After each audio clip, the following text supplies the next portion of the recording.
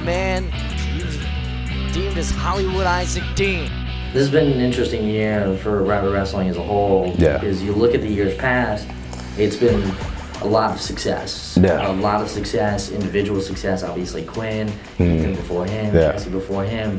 And this year, I don't know if anyone, in terms of the mainstream media, would have looked at anyone and been like, who's going to be the guy? Who's going to be the guy? And now, not only yourself, Sammy's really shown out as well. Definitely. There's been multiple guys who have been able to pop off this year. Yeah.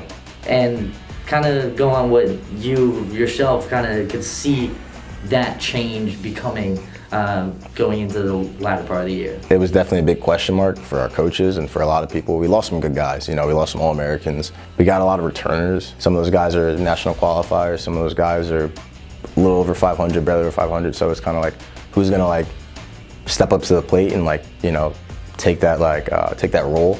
And I think I just, at some point before the season started, was like, I think I can handle that. It's a lot to carry when guys are expecting you to deliver, or guys are expecting you to walk a certain kind of way, talk a certain kind of way, and really embody whatever it is the program is preaching or the program is expecting of you. And I just didn't really have a problem. I think Sammy, he's a transfer, but he really buys into how we run things and how we do things, and it really adds to a lot of the guys. He's an older guy with good experience. Guys look up to him. We just try and embody that and just represent the program as leaders. The guys who are winning and stuff. That's what all the guys want. Talk about you specifically a little bit. Hey, you're a fun guy to watch on that. I mean, you mentioned entertaining, getting those guys. How cool is that when you're able to pull something off that maybe some guys across the country can't do, and you get that reaction? Yeah. What's that kind of mean to you? I mean, it's like a rush. I kind of chase it all the time. I kind of like it. It's like, I feel like if you ever see me practice or see me train, I'm always making something up in the room. Like when I'm practicing, I'm like, oh, I'll show you this move, or I seen this on Instagram, let's try it. And then, I think sometimes a lot of coaches don't like that. They don't like that, you'll go gung-ho, you'll have a top 15 guy in the country or a top ranked guy in the country, and, you're trying something new that you've never done in the match, but, Angie, he lets me let it fly, he'll let me live by the sword, die by the sword kind of thing. So he's like, all right, he tried it or he did this. He knows I'm capable of performing it or capable of doing it. That ability to flow and find something, be creative. I kind of talk about that and what that says about you stylistically. Like how I wrestle, where that comes from. I guess when you wrestle, there's a lot of anxiety, a lot of pressure on how you wrestle with guys.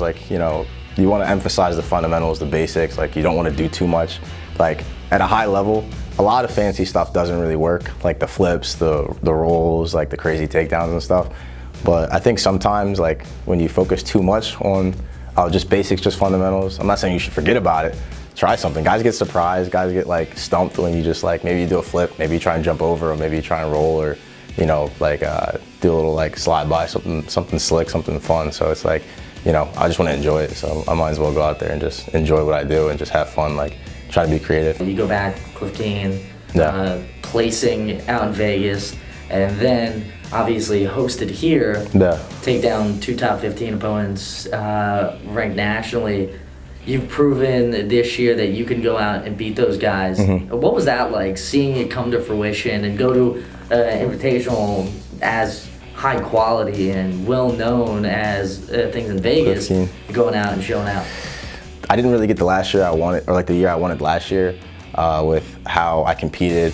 I was banged up. I tore my hamstring. I had some meniscus and LCL injuries. I've kind of been hurt quite a bit throughout my career, and I really was this year is going to be my year kind of thing.